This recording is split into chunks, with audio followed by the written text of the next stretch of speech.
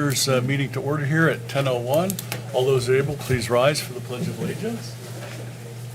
I pledge allegiance to the flag of the United States of America and to the republic for which it stands, one nation, under God, indivisible, with liberty and justice for all.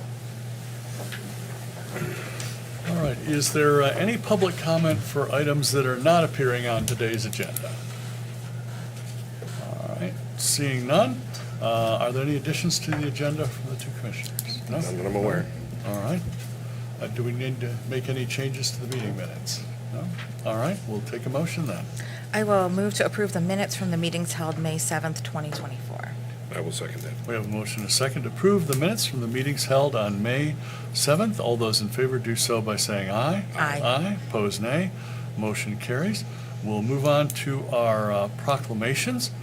We have proclamation number 27, proclaiming May as Mental Health Awareness Month in Center County. And I believe we have multiple people here. I think we have Joe and Hannah, perhaps. All right, if you'd approach the podium and talk a little bit about Mental Health Month. Absolutely. Obviously very important. Yeah, mental health is something that affects everybody, and we're so grateful for the government for recognizing this month as Mental Health Awareness Month. The work we do at Jana Marie Foundation is all about raising awareness about mental health and suicide prevention and how every community member really plays a role in that. So we'll be hosting a lot of different events this month to promote that. Jana Marie Foundation is focused on promoting mental wellness through our B model. So we have belonging, education, and environment. So sense of belonging is a really strong protective factor against mental health challenges. So anything we can do to let people know that they're not alone, provide that hope and those resources for them. Education, we offer free trainings online to help break down the stigma around mental health and then educate people on some of the warning signs. So we have our QPR suicide prevention courses, adult and youth mental health first aid as well. And then environment is really focused on how we're creating healthy environments for people to boost their protective factors.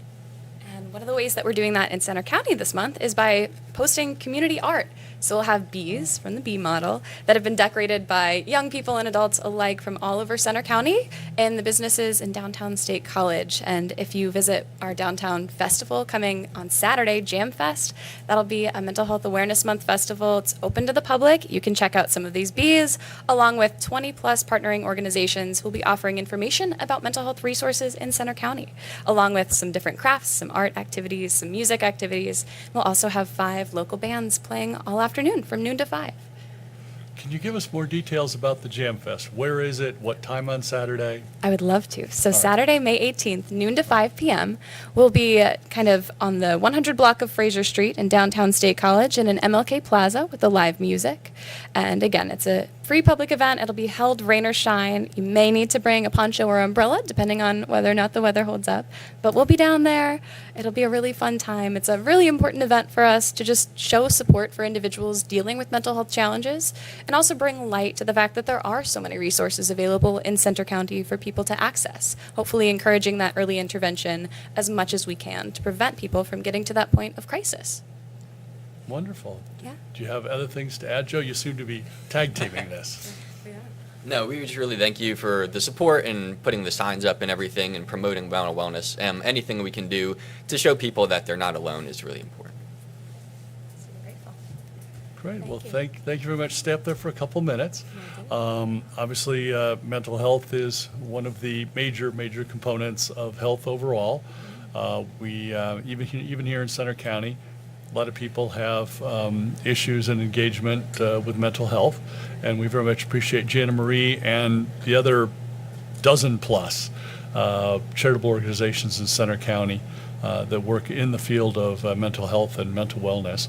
I'll pass it over to Commissioner Concepcion for additional comments. Yeah, thanks for all you do to highlight these issues. And it sounds like this is a really good event for people to be able to go to one stop to find out a lot of different resources in the community. And of course, you know, in terms of the Mental Health Awareness Month, mental health services are a key component of what the Center County government provides in the community.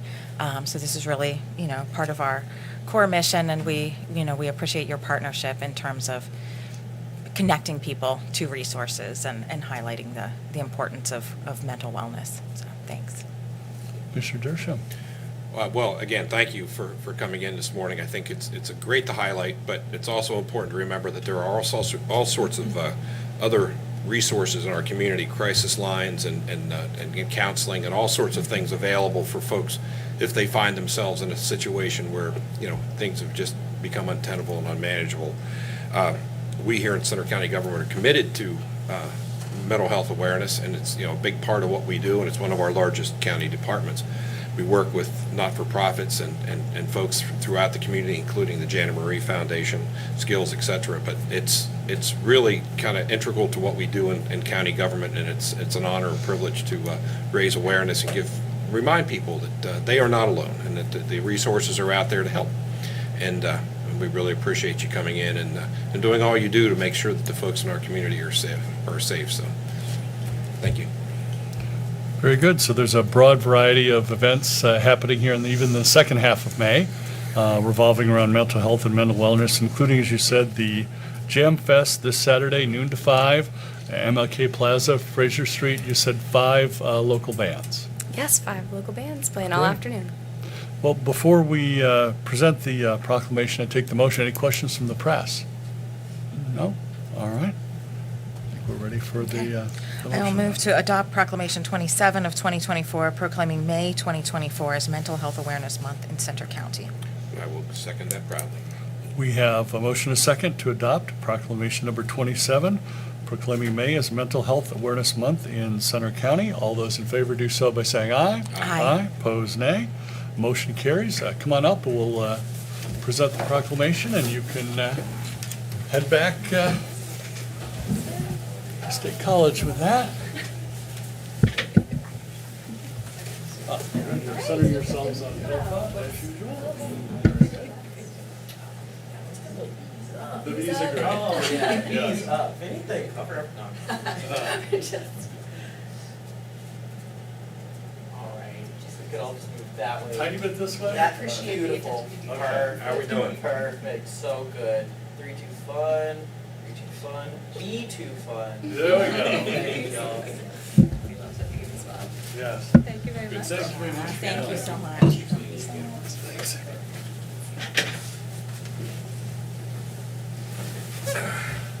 I'll just leave that over there. Okay, so we'll now move on to proclamation number 28, proclaiming May as Foster Care Awareness Month in Center County. And we have Leah and also Katie, one of our foster parents here. Will you come on up? Yeah. I know. Be shy. Right? You don't bite or anything. No, not at all. Good morning. Thank you for allowing us to come here this morning and raise the public's awareness for the need to both thank and appreciate all of those who foster, but especially those in Center County who have stepped up and cared for our children in need, but also to raise awareness for our ongoing need for additional foster parents in Center County. By having available foster parents ready and waiting for children to come into care, we have a higher likelihood that our children can remain in Center County and be cared for by their own communities. Historically, we know that the best people to talk about fostering and recruit new foster parents are those who foster. Those with lived experience, those who've opened their homes and their hearts to a very difficult job of fostering children in need. I have the privilege of introducing to you one of our foster parents, Katie Costareras, who I had the extreme pleasure of being the one who licensed her home and opening and welcoming her into our program, and then have sat back and kind of watched her grow and flourish over the almost 2 years that she's been part of our foster care program. Katie truly embodies so many of the qualities that we hope our foster parents have, and we are honored that she is here and willing to share her journey with us. So Katie, I'll let you talk a little bit about your experience. Sounds good. Well, thanks for inviting me. So I also love that it's Mental Health Awareness Month, so I'm also a licensed counselor, and I've been in the profession for years, actually in the journey to becoming a foster parent, I worked at a residential group home for kids that were in the system about 20 years ago, and I would often say, like, I want to take all these kids home with me. Took me a while to get here. Yeah. And in between that time, I actually was really interested in understanding more about like how to support children and families, how to build up their strengths and resiliency, and also to better understand the different systems that impact them. from school systems to community systems, right? The sense of belonging that you all talked about, and also like socioeconomic, the disproportion of like race, ethnic minorities. So all of these things. So I became a counselor, got my master's degree, ended up getting my PhD. So I teach and train and work in the field. And then that brings us back to the here and now of 2 years ago when I got licensed to become a foster parent. And then a year and a half ago when I got a call that rocked my world, to this sweet little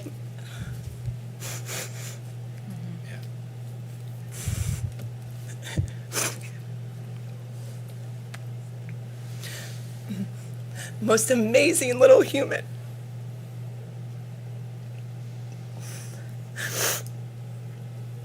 As they know. I wish he was here today because his smile would light up the room. His joy, the twinkle in his eyes, oh, melts your heart. And when I met him at the hospital, and I think with Kaylin, who actually just had a baby last night or this morning, when I met him, he had an oversized onesie that the nurses had put him in, and it said, "Always be brave and kind." And I said, damn, that's our motto. And so for me, fostering has been, how do we be brave? How do we show up in court in these really difficult times? How do I come up here and talk about it knowing I'm going to be emotional? Like, how does he do the things? How does his birth family? How do we do this together? And I think one of the other things is braving the unknowns. And that's often a question I get, like, how can you do this with this impermanence? Like, how can you take in a child not knowing what the outcome is? And to me, I think it is this gift, this impermanence that really like calls you to be fully present, right? That's the only guarantee we have. And so that allowed me, easier said than done. Some days it's harder. And in the middle of the night, crying sleepless nights, I didn't want to be in the now. But it also paradoxically like allowed me to say, like, I don't know how much time I do have. And so the time that I have right now, I'm going to be fully engaged and present with my foster son and in all of my life. And so that has been a huge valuable lesson for me that I've learned about my life. And the other part is people say, well, like, doesn't that break your heart? And I'm like, well, yeah, it breaks my heart, right? Mm-hmm. Witnessing children and families in child protections is heartbreaking, right? And I always say, like, loving my foster son has expanded my heart in dimensions I didn't even know existed.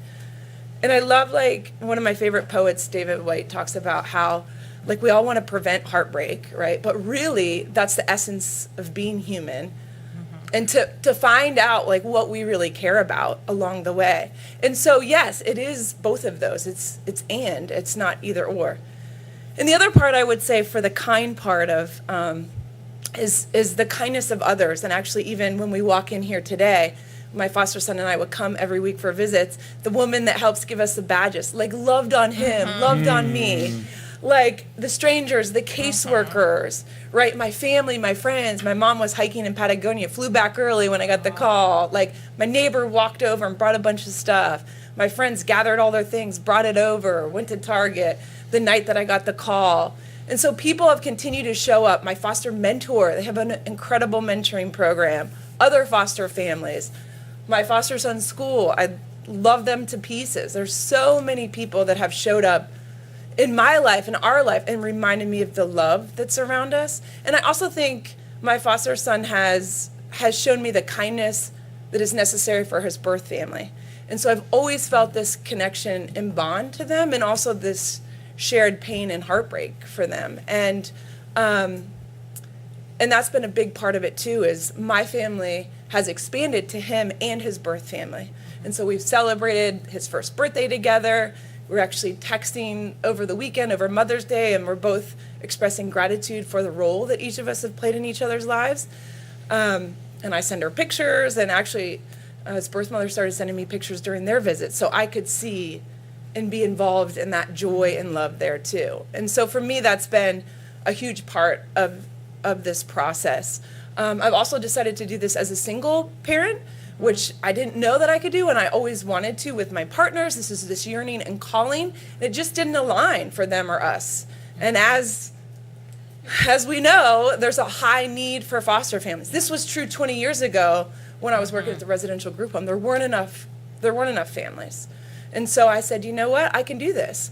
With all this support, all of this love that is in my life and that is around us from strangers who have become families, it's possible. And so to foster for me has been this combination of bravery and kindness. And yes, does that mean my heart will continue to break as it expands?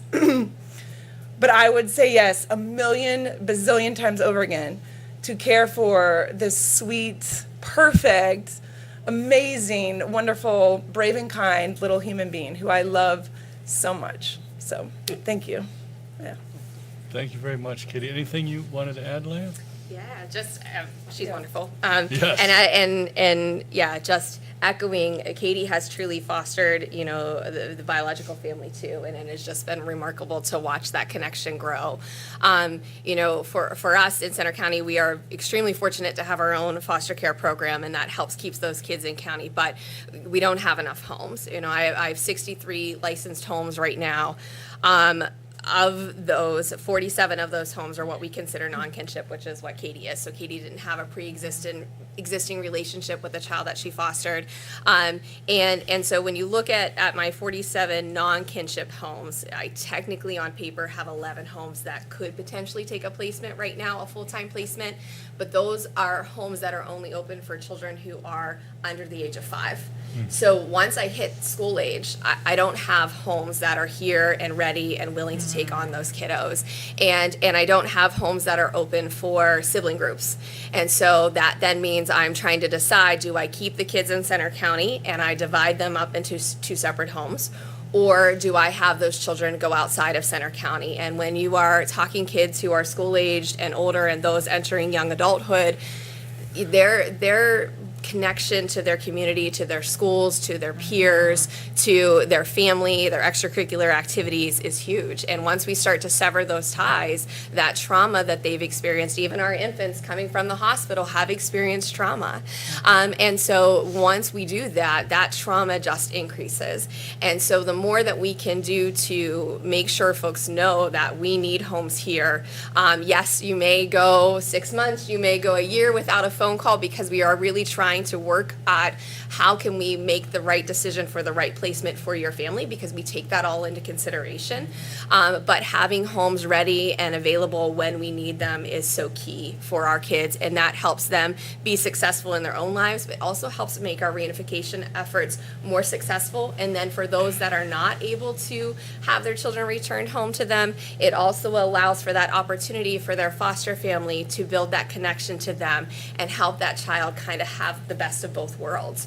And so that's really what we're looking for. As Katie said, to be a foster parent, you don't have to be married. You don't have to have, you don't have to even own your own home. As long as you have a residence that can meet our regulations, our standards for the home, you have a stable income, you're over the age of 21, you can have your approved clearances and positive references and things. We will work to get you to be a licensed home. We'll help provide you with the training on what it means to be a foster parent, what some of the things you will encounter as a foster parent, and then we'll work to connect you with who in the community can help support you. Our foster parent mentor program is huge. Right out of the gate, you are assigned a mentor. They will talk with you about their experiences as being a foster parent, kind of be that ear for you when you're struggling and feeling like I can't do this anymore. But also there are so many supports here in Center County that are ready and willing to help support foster parents. And so we work very closely with the Keystone Family Alliance.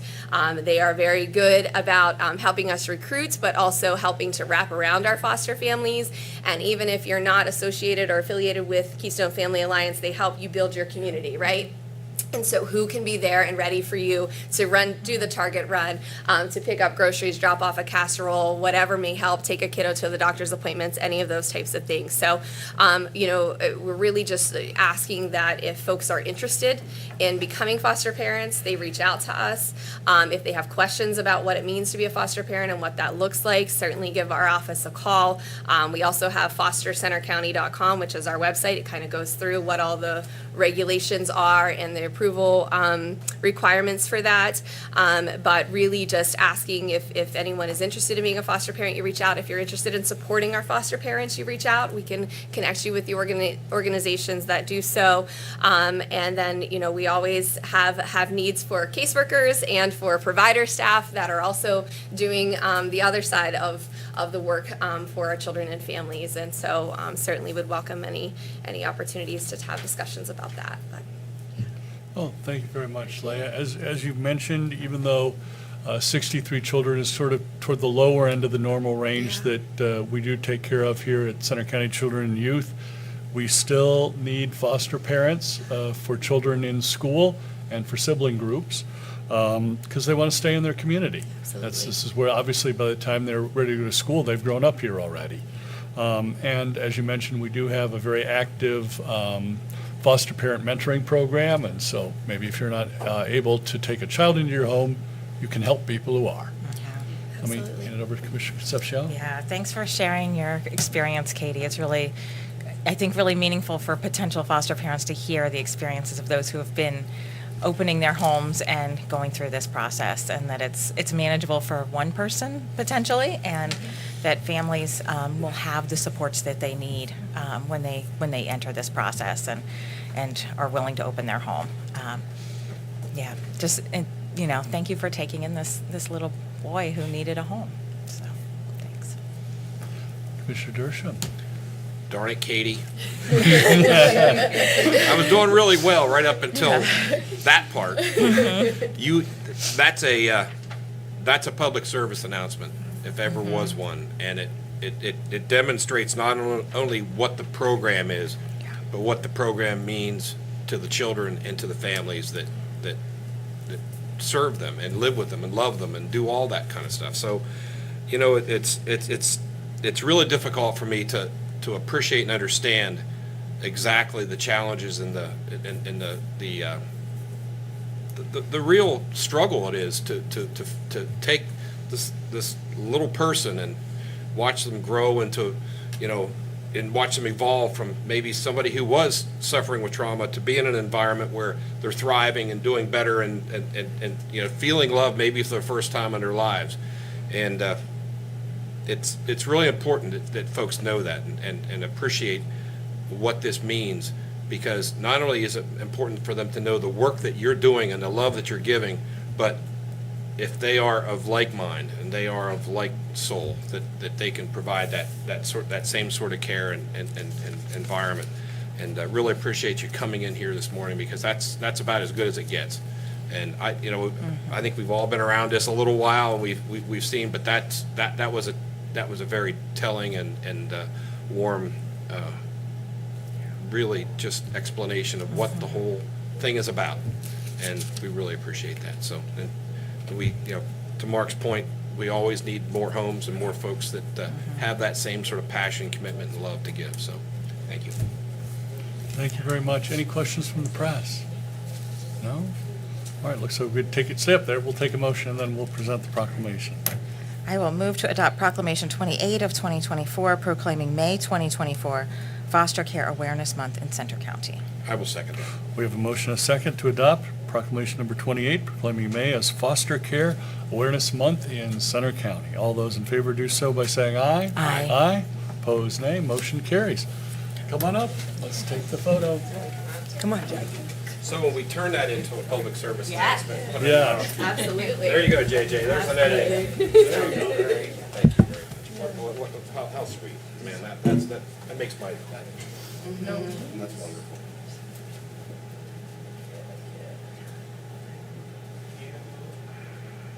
An excellent placement. Y'all are on fire. All right.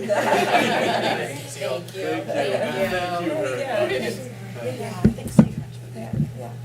very much. Thanks for helping me cry. That was close.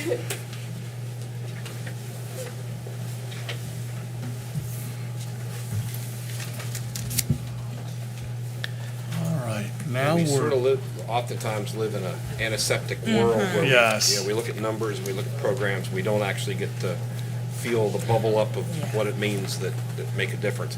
For those of you out there including Faith and Julian, that have that real lived experience. Yes. It's good for us to kind of, share that, if only for a morning. This is the Thank you. reason why we're doing the work we're doing here in Center Yep, County. That's Yep. exactly right. Yep. And another important area for the correctional facility, we have Glenn, our warden, here to talk about a proposal regarding the outdoor recreation feasibility study and analysis request for, I think that one was qualifications, that was received by the deadline. It looks like we have one bid. Yes, we received one proposal that was submitted by the deadline, which was Friday, May 10th at 4 PM. That company submitted all the required information, and we're presenting it to you for your review and discussion on possible entering contract discussions with the company. Thanks, Glenn. I suspect that we do have a number of questions. We just got an electronic copy yesterday. Yes. I had a chance to skim through it. I believe this firm called Trans Systems had another name.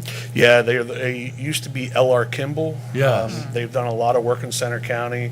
L.R. Yeah. Kimball originally designed and I believe was the lead for Yeah. the jail construction way They back were when. the architect for the Yeah. jail. Yeah, okay, so, yeah. I They've believe done schoolwork as well. They've done Yeah. schoolwork, they've done a lot of Penn State University work. I believe they've been involved in one fashion or another with something like 40 other Commonwealth of Pennsylvania county correctional facilities, either designs or redesigns or studies. Yes, they have several references in their packet. Their packet was really thorough. Yes. I was very pleased with how thorough it was. In all fairness, though, I think the L.R. Kimball that built our jail has morphed several times since then Uh-huh. Oh, yes. into this, so it's not exactly. Well, they're the much same. larger than they used to be. Yeah, not the same Yeah. cast of characters. Yeah, they're, this company is nationwide. I believe their company headquarters is in St. Louis, Yes. Missouri. So they do work all over the United States. And they have a local office in State College out at Innovation Park. And their main office for this region is up in Evansburg, Yep. in Cambria County. So, And I believe they also have a couple of partner organizations they're working with that have some background in trauma-informed care and architecture that soothes yes, people's emotions. that is part of their proposal. That was in our RFQ, that be considered. And they have a company, HDR, I believe it is, that does their trauma-informed care design. So, I say a pretty thorough package on their part from what I read over the weekend with it, so. Yeah, would have been nice to have had more than one bid, but it does Yeah. appear that the bid we've received is from a very well-qualified organization with lots and lots of references, not Yes. just in the Commonwealth of Pennsylvania, but throughout the United States. Yes. All right, well, Commissioner Concepcion, any comments or questions? Yeah, I guess it's just a question about, like, so we're going to enter into contract review, and of what the process will be to make a decision. I think, unless I'm wrong, it'll go to the Board of Commissioners to review everything, and the Prison Board of Inspectors, which you three are a part of, including Mr. Franek and myself, to go over everything. And then in the RFQ, we would schedule an in-person interview with the contact person from Trans Systems, which is Brian Endler. Brian's very familiar with the area. And then, I guess, discuss price with them and see what we can come up with for a final proposal. Sounds good. Definitely a lot of process still to go. I Yes. think in the controller's email, there's a couple of week period for other members of the Prison Board of Inspectors to review the materials and send comments on to the Yes. commissioners. They have a timeline in their proposal. Yeah, if- I hope we can meet it. Yeah, I- well, if- I think they're talking about kicking off somewhere on the 4th of July. Yeah, if things kick off in July, they anticipate being done sometime in December, late November, early December with their proposals or recommendations to us. So this is going to continue to be a long process for us. It won't be a 1 month and done project, that's for No. sure. No, very complicated and in-depth. Any other questions or comments, Commissioner Concepcion, Commissioner Dershowitz? No, I'd like to take obviously, Need to take a look I at it. really want to study this. Yeah. know, Well, you can, in you depth. can have that copy if you want, And- Steve. and, I think the main issue that we have is making sure that they understand sort of the parameters of what we expect and Yeah. a And we would- 360-degree look at it. Yeah, and we will relay that for the face-to-face meeting as part of the interview process with them as well. So, and then whoever Mr. Franek decides to have on that process, it doesn't matter to me if you want just the two of us or want to expand it to others. But, yeah, we would relay that to them during our first in-person meeting, what some of our expectations are. Perfect, all right. Thank you. Great. Any questions from the press? Is there a proposed price for the study? Well, while it is in the proposal, we're still negotiating it. And so that will go back and forth. Once we have a more firm number, we can let you know. But at this point, it's just a proposal. So you're saying the study could go just till the end of the year, right? And then a decision will be made whether to move forward, is that what? Again, it's a process. It might take a little longer, but yes, if we can move forward quickly and get started in early July, they are hoping to have everything to the Board of Inspectors before Christmas. Then the Board of Inspectors would go through probably a multi-month process of going through all the different options that might be recommended. And then they'll forward on their recommendations to the Board of Commissioners, because at that point, there's probably contract review and then contracts themselves involved, so.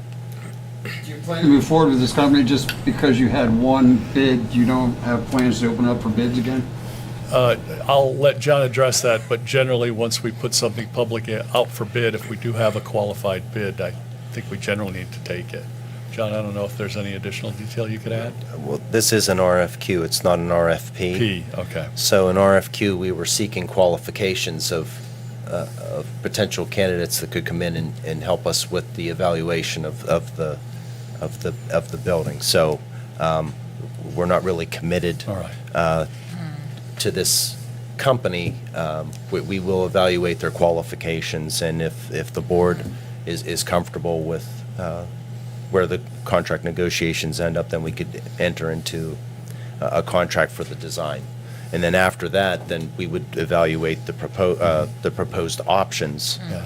and the associated costs, and then settle on a potential So it looks like project. the Prison Board of Inspectors could say, we really like this proposal, but can we potentially try to get a couple more? Of course, at that point, it will slow the process down quite a bit.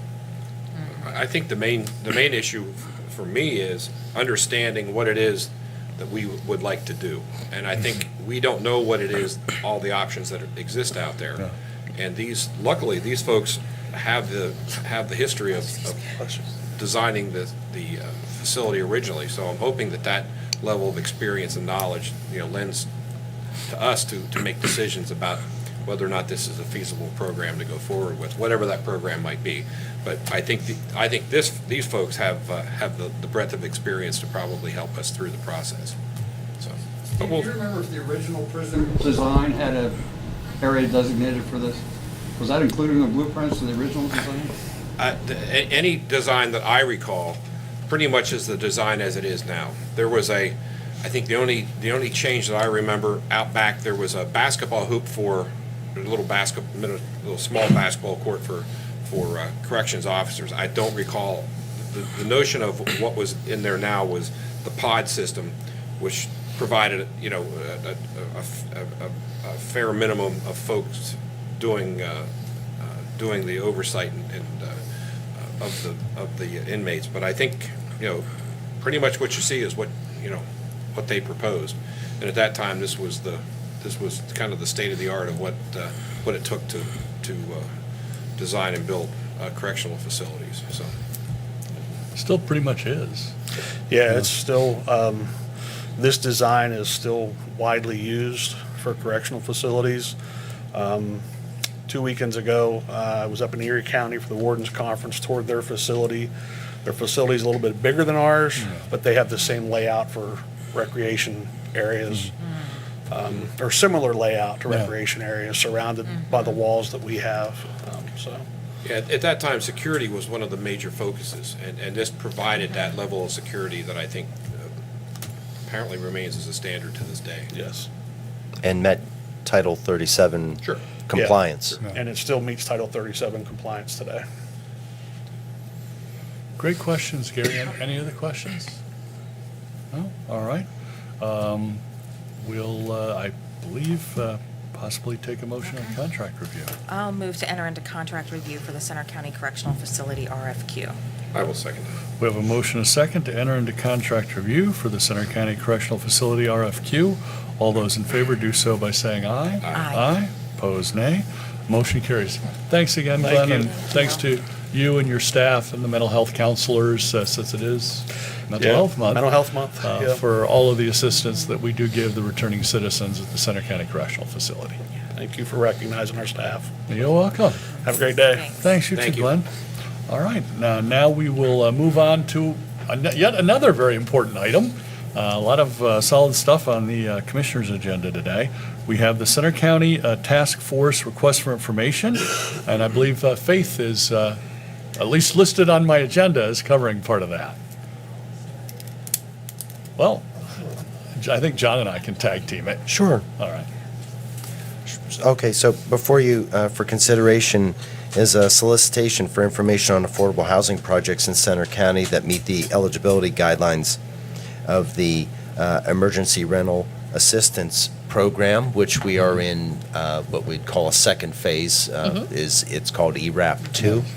And part of that is a component of that funding can be set aside for projects, and that's where I will turn it over to Faith to describe where we're at with the initial funding and how we're getting ready to transition into that second. Yes. So just a brief little history. 3 years ago, in March of 2021, we were awarded ERAP 1, which was a little over $10 million. And then shortly thereafter, we were awarded almost $9 million more. So Adult Services managed close to $20 million in rental assistance. As ERAP 2 continued to evolve as part of ARPA and the program was expanded further, we've been able to utilize it until the end of 2025. And so one of the components of ERAP 2 is that once we hit 75% of spending, we can utilize the remaining 25% on one of two project styles. And so from the Housing Task Force, we've decided to focus on affordable housing. As we have quickly learned, as we've gone through the process and tried to workshop some different ideas, there are a lot of different kind of regulations or a little bit of hurdles and barriers. So we're looking to identify some projects in the community that may be kind of, Commissioner Higgins, as you said before, kind of on paper, but hasn't had the funding for, or maybe has some funding for, but needs some additional in order to get that project moving along. And so what's most important for the community to know is that any project that would be considered for the ERAP 2 25%, as I've been kind of labeling it, has to meet a lot of different criteria that are similar to other programs like Housing Choice Voucher or Home or DCD programs that are really focusing on a certain, income population of folks, 50% AMI and below. They have to have certain types of qualifications and habitability standards. So this isn't just, I'm Faith Ryan in the community and I'd like to apply to the RFI because I'm going to purchase a home and then be a landlord. It has to be program based. And so if there are individuals out there that are looking to partner or they have built some connections or they're community partners themselves and are interested, that's really kind of what we're looking for. So I'd say that's the basic summary, and we have more information in the RFI, and we have a nice question and answer period as well.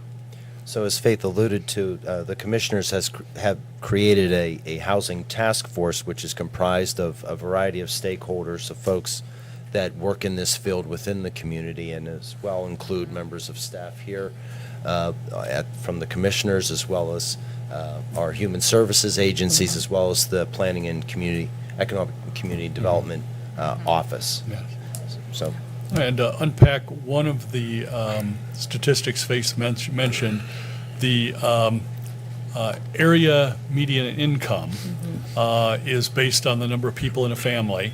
And overall, Center County is doing well enough that I believe our median income for a family of four is almost $100,000.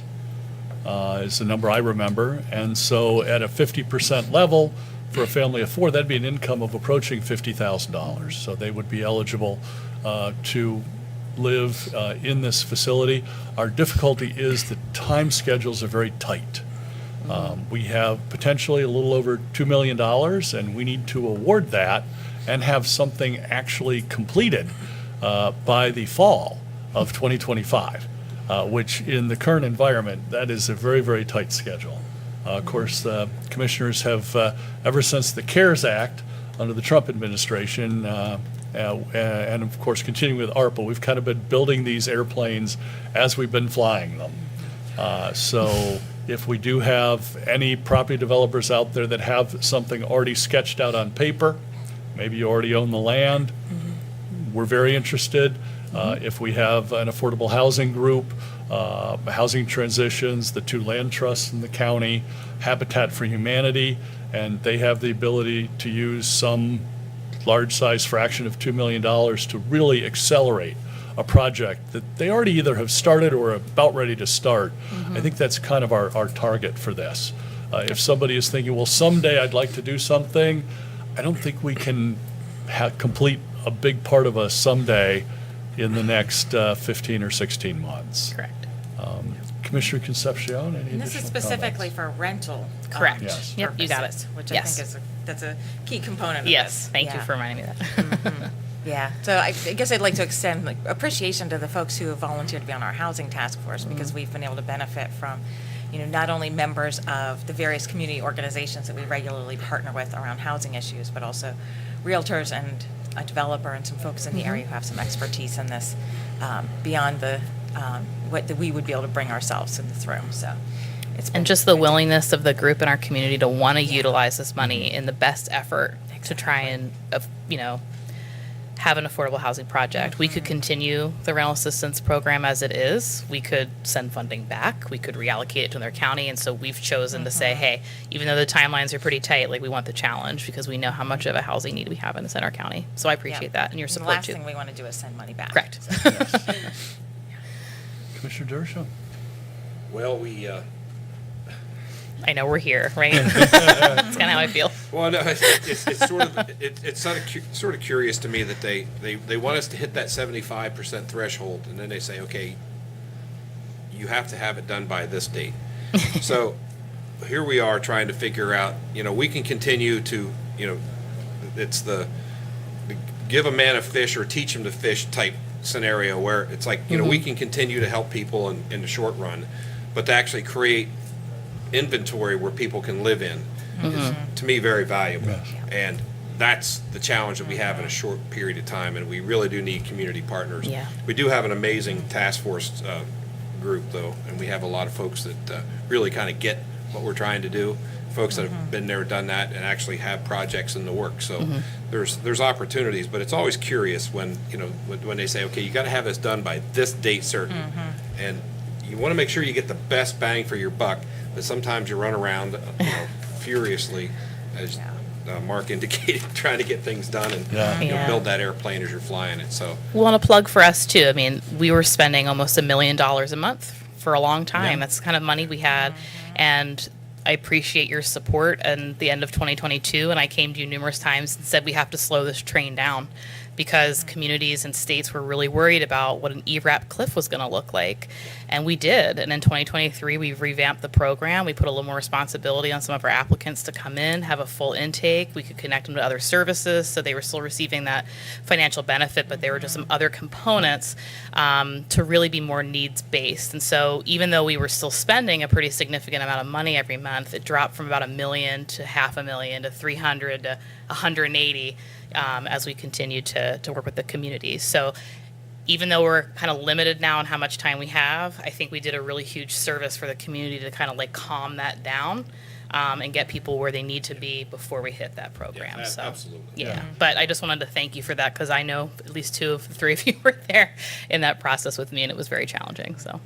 Yeah, we would like to thank you and your staff, Faith, and all the nonprofits that you partnered with to send initially this $1 million a month out into the community to ensure that people who were affected by the pandemic could still stay in their rental units. Absolutely. And we served over 3,000 households so far, which is pretty monumental. So. And how many landlords were on the other side of that Oh gosh, transaction? what did we come up with one time? It was like 600. I mean, 600. hundreds, and we have hundreds and hundreds of landlord and property management connections now. So we've really, Adult Services has really taken as much advantage of this opportunity to build those relationships and become available for other programming. Like we've become way more competitive in the state with HUD, DCD, DHS because we stood up and said, okay, we'll do it. We'll take the risk, and so definitely many positives. And Yeah. definitely two sides to that emergency rental housing program. There's the families who were assisted, but then there's also 600 landlords who were able to keep a tenant in their rental unit, and that's just best off for everybody. Yep. So again, the Center County Commissioners, working with our Housing Task Force, have a little in excess of $2 million available to help build rental housing for people who earn about 50% or less of the median income, depending on their family size, which still, if you do the math, they can pay a reasonably good monthly rental rate at 40 or 50% of the area median income. So property developers, nonprofits, or somebody who perhaps in the private sector was ready to do something, but they're like, where am I going to get the money to get this thing started? Please contact us. I think there's also some value into using this money as leverage Yeah. and building, larger projects. And I think Absolutely. that's really the thing that I'm looking at most, Yeah. Yeah. most promising. Questions from the press on the new program? No? All right. Right. I will make a motion then to approve advertisement for the Center County Housing Task Force, RFI. I will second that. We have a motion and a second to approve advertisement for the Center County Housing Task Force request for information. All those in favor do so by saying aye. Aye. Aye. Opposed, nay. Motion carries. Great. Thanks, Thank Faith. you. Look forward Thanks, to it. John. Appreciate it. All right, we'll move on to contracts and authorizations. We have Norm from Emergency Communications with a small but interesting contract. Good morning. Morning. Requesting approval of a contract with CWDG LLC to provide Red Hat Enterprise Linux server subscription for the regional message switch server that serves the emergency services mobile data terminals. This will be a shared subscription under the Southern Alleghenies 911 Cooperative for regional CAD. Center County will pay for this subscription up front in full, and each county will pay an equal share of $461. The contract total is $2,305 for the period of May 1st, 2024 till April 30th, 2027. Thank you, Norm. This is an important part of the Next Generation 911, allowing interoperability between all of the 911 centers in the Southern Alleghenies. And here, CAD stands for Computer Aided Dispatch, which is very important, especially if another county is helping cover for us, say during a football game or some other emergency, where they have every single address in the county available to them on their screens at a different location. Yeah, all 5 counties have the same data in our computer-aided dispatch, so So we can that'll back be- each other up if needed. So that'll be super helpful. And we do want to remind people that if you care about helping other people and you kind of a little bit of an adrenaline junkie, we do have openings for 911 dispatchers on an ongoing basis. That's correct. We're looking for new people every day, so. Yeah. Great. Commissioner Concepcion, any comments or questions? No, I think it's a really important investment in safety for our community. Commissioner Dershowitz. I think it's self-explanatory that Yep. redundancy in this program is important, and making sure that, we can help other counties and they can help us, because, say for the grace of God, there walk I, as a, and I really like to think that, we don't know what we don't know is coming down the pike, and when that happens, we want to make sure that we have the coverage and the ability to not only help ourselves, but help our sister counties around the region. And this is a minor investment to make sure that we have that redundancy. So, That's correct. Thank you. Okay. Thanks, Norm. Think we could take a motion then? I will move to add the contract with CWG LLC to next week's consent agenda. I will second it. We have a motion and a second to add the contract with CWG to next week's consent agenda. All those in favor do so by saying aye. Aye. Opposed, nay. Motion carries. Got a medium-sized consent agenda. Don't think Thank there's you. anything. Thank you, Norm. Thank you, Norm. I don't think there's anything too difficult on I there. will move to approve this week's consent agenda. Second. We have a motion and a second to approve this week's consent agenda. All those in favor do so by saying aye. Aye. Aye, opposed, nay, motion carries. Now we have a letter of support for the Center County Metropolitan Planning Organization, and I think we have both Ann and Marcella here to explain what it's about. Drum roll, please. Yes. Hi, I'm Ann Messner from Center County MPO. Marcella Hoffman, who is our grant specialist, and we are here today looking for a letter of support, going for a Safe Streets for All federal grant. This is our first attempt at this. We don't know what the likelihood of our success with application, but we have been working diligently to put a strong application together that will expand our current work for the active transportation plan. Our budget, which the county did contribute to, was not enough to cover all of the anticipated analysis. So that is why we are going after this particular grant, to expand that plan so that we can get to implementation, which is basically construction, as well as start addressing some of the safety concerns in Center County in developing a potential Vision Zero goal. And our deadline actually is Thursday. So realize we're a little tight on time there, but we appreciate your consideration for a letter of support. Marcella, did you have anything? Thanks. I'll just add that for Safe Streets for All, so there are 3 application deadlines this year, which is a little bit different than previous years. So we missed the first application deadline just because it was a little bit early, and when notice of funding opportunities come out for transportation, particularly the USDOT, there's about a 30 to 45 day turnaround to submit your application. So we're hoping to hit this deadline for Thursday, but we do have an opportunity in August to submit again if we are not awarded funding. I don't know the timeline of when FHWA would let us know if we got the grant funding. I assume it would be before August. But hopefully this will be a successful application, and we do have more applications coming up in the future, but this would be our first one. Marcella, can you tell us a little bit more about the program, what the Safe Streets? Sure. So Safe Streets for All, well, it's Safe Streets and Roads for All, so they shorten it to SS4A because in the transportation world we like acronyms.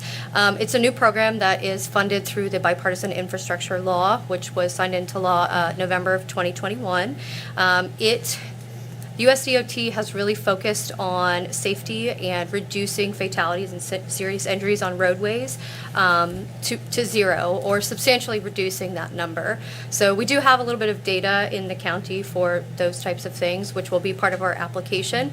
So Safe Streets for All covers all types of road users, whether it's bicyclists, pedestrians, commercial vehicles, or just your regular motorist. So right now the ATP is addressing, the active transportation is addressing our bicyclists, pedestrian, and wheel. So we call those our most vulnerable road users. But what we would like to do with this application that we're submitting is expand that to also do more data analysis on roadway users, motorists, particularly in our boroughs, in our rural areas. So, we are pretty built up in State College in terms of having pedestrian bicycle access, but that gets pretty sparse when you go out. So what we're hoping to do is make more connections within the boroughs and borough-like areas throughout Center County to be able to connect people from outside those areas to be able to come in and use those roadways. But as part of the application, one of our highest crashes in Center County is lane departures. So we're hoping to do additional analysis and work with PennDOT to be able to figure out different mechanisms. Right now they're doing The guide rails along 99, so those are some things that they have done to kind of help with lane departure crashes. But there are other things that we can do. We just need a little bit more analysis to be able to do that.